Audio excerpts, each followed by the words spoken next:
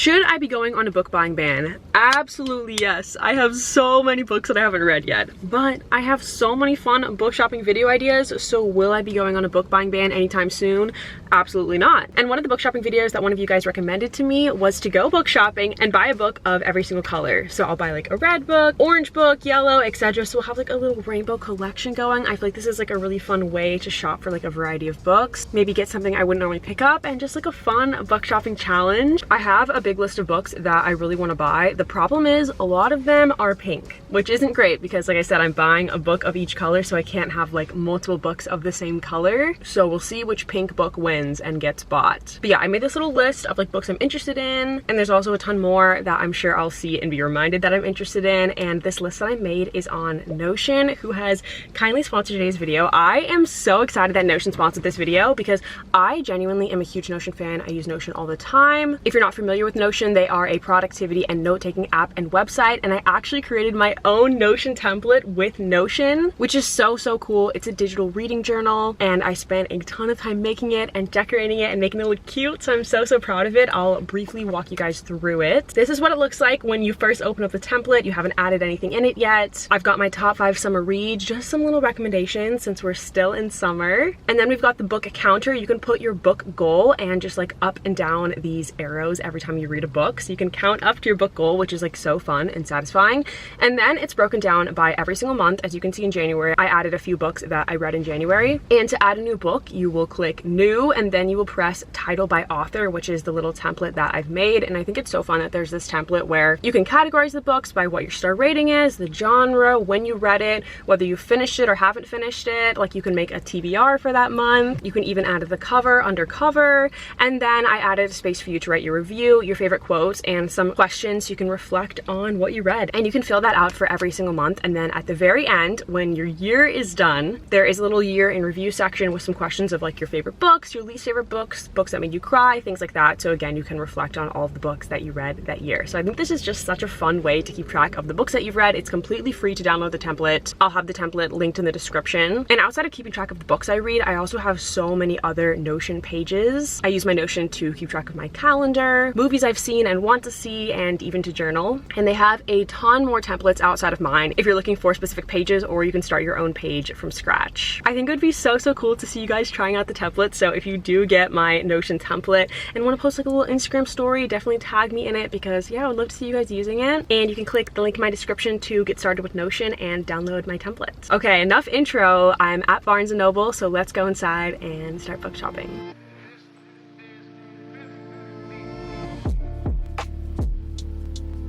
This girl in Barnes & Noble told me that this book, Gallant, is really good. It's by the same author who wrote The Secret Life of Addie LaRue, which I also haven't read yet, but this is a young adult fantasy. I really want to read Cinder soon, but there is a special edition of this book that I have my eye on, so I'm going to wait to buy the special edition, but I think this cover is so cool. Then I headed to the young adult section. I want to read more Lynn Painter books, but they only had Better Than the Movies at my Barnes, which is so lame. They need to carry more Lynn Painter. I think this cover is so cool. I own another book by this author that I haven't read yet, so definitely want to read the book by her that I own first. I've been debating getting What Happens After Midnight. I love The Summer of Broken Rules by the same author, but I've heard kind of mixed reviews about what happens after midnight. This book, The Hazelwood, I've never heard of before, but the cover is so cool. It's a young adult fantasy that sounds very fairy tale vibes, and here's another book in the series with an equally cool cover. The series I'm currently reading. I have already read this series by Cassandra Clare, but look how cool all the spines look together.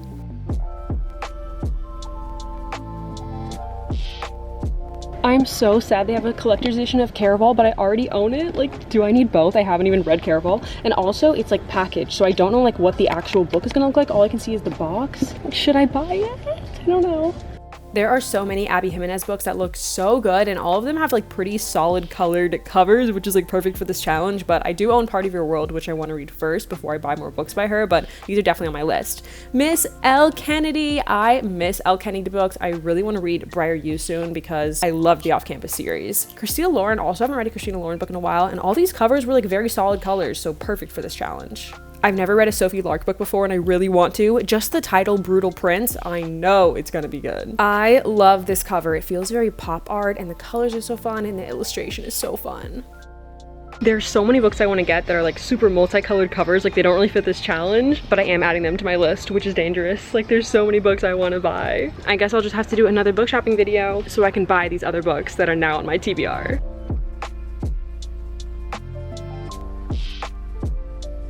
I just got out of Barnes. I ended up getting 3 books in Barnes, and I have to go to Target next to get some groceries, so I think I'm gonna go look in the Target book section as well and get some more books. So this is not the end, this is just stop 1. But I also am a Barnes & Noble member, and I got my free tote for the year, and it's so cute. It's such a pretty shade of blue and like all the books. And I'm gonna wait to show you guys all the books when I get home at the end so we can like hold them all with like the color ombre, but I have to show you one now. I ended up getting the Caraval special edition, and I just have to open it right now. I have to know what's inside. The box is so cool. It's so cool. I have a feeling the book might just be solid red because through the cutouts, all we see is red, which would be a little bit of a bummer. Like I'm hoping the book cover has something cool on it, but if it was solid red, that's okay because the box is cool, which I could display on my bookshelf. Okay, let's open it. It kind of feels like a blind date with the book because I just don't know what the book is gonna look like inside. Okay, yay, it's not just red. It's got a ticket on it, admit 1 to be used once to gain entrance into Caraval. I'm actually obsessed. If you know the summary of this book, this is like so meaningful. Okay, I'm gonna tell you the summary of the book in a second, but let's look at the back. It's like textured, like you can't tell, but like it's, I don't know what the word is, but like indented, you know, so you can like feel it. Okay, it says, main gates close at midnight. Anyone who arrives later than this will not be able to participate or win this year's prize of 1 wish. The opening page, very cool with like all the roses and everything. Oh, the map. I don't know what the normal book inside looks like, so this might be just in the normal book, I don't know. The Isle of Trisda. Look at like the border on the side of the page. Okay, we have to read the first sentence since there's only 1 sentence on the first chapter. It took 7 years to get the letter right. Great opening line. And we've got letters. I love when books do like text messages or letters and stuff and they like put it in the book in a cool way. Okay, very cool. I am so happy with this purchase. This is so exciting. But yeah, basically the relevance of the cover is that the plot takes place at Caraval, which is the faraway once-a-year performance where the audience participates in the show. So Tella and Scarlett, our main characters, go away to Caraval to see the show. But as soon as they arrive, Tella is kidnapped by Caraval's mastermind organizer, Legend. It turns out this season's Caraval revolves around Tella, and whoever finds her first is the winner, which is just like a crazy idea. Like they're like, we're having this interactive like show where we kidnap somebody and you gotta find her, and she like didn't know she was gonna be a participant and be kidnapped. Like that is wild. Anyway, so that's like the ticket admittance to Caraval and like the gates of Caraval.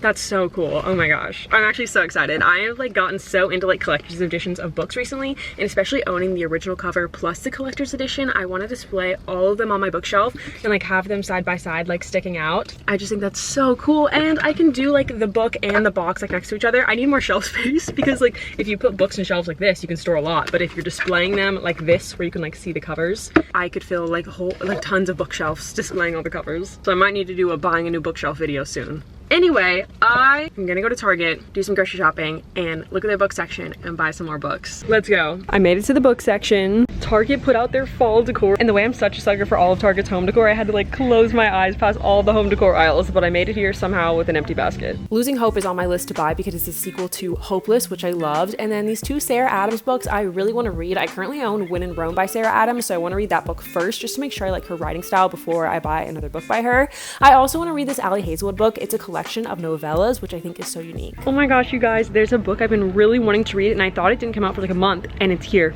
So I must have got my dates wrong. It's already out, and I'm so excited. This is like the shortest book shopping trip. Like I am buying this one and leaving immediately.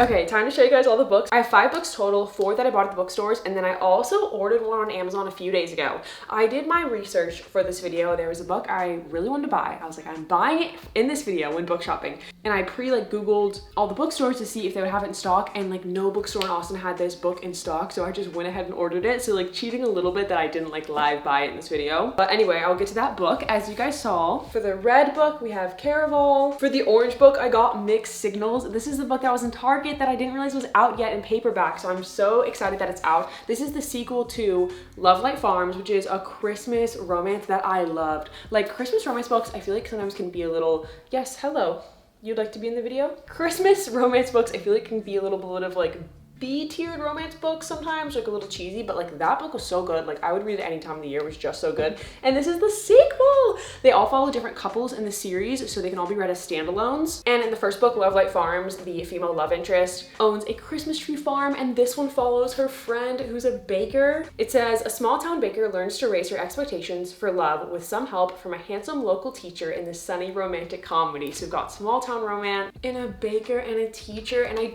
don't think this one is like Christmassy at all. I think that was just the first one. It feels very spring with like the flowers on the cover, and it seems like they're having a situationship kind of thing at the beginning. It says that Caleb Alvarez has a simple proposition: 1 month of no strings dating. He'll do his best to renew her faith in men while she rates his romantic game. So yeah, I think it's gonna be so good because this author, BK Borson, I loved her writing style in the first book. The next up for the pink book, I had a lot of pink book options. I ended up getting Some Shall Break. This is the sequel to None Shall Sleep, which is a young adult thriller mystery that was so good.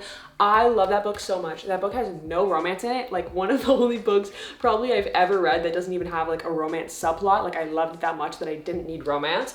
And I'm so excited to read the sequel that's finally out. I also love this cover. I think it's so fun. I actually don't know what this sequel is gonna follow because the first book like pretty much wrapped itself up. It didn't necessarily need a sequel. Also, the whole series takes place in the 80s, which is really fun. It definitely doesn't need to be like a period piece, but it's just like a little fun element that it all takes place in 1982. Ooh, okay, this book has one of the same serial killers from the first book, Simon, who is a juvenile serial killer, which is so interesting. That's one thing that's really unique in the first book of the series is that it deals with juvenile serial killers. Basically, our main characters are Emma and Travis, and they get hired by the FBI to interview juvenile serial killers who have committed past crimes and are currently in prison just to like learn about them. And then there becomes an active killer that they start helping the FBI investigate. And something that's really unique about Emma's backstory is that she was captured by a serial killer and she got free. And it says in this book, there is a copycat serial killer who is copying the killer she escaped from. So I feel like that's gonna be so creepy and also probably bring up a lot of like hard feelings in her to have to deal with investigating a copycat killer of someone she was almost killed by. Then for the book I ordered, I'm so excited.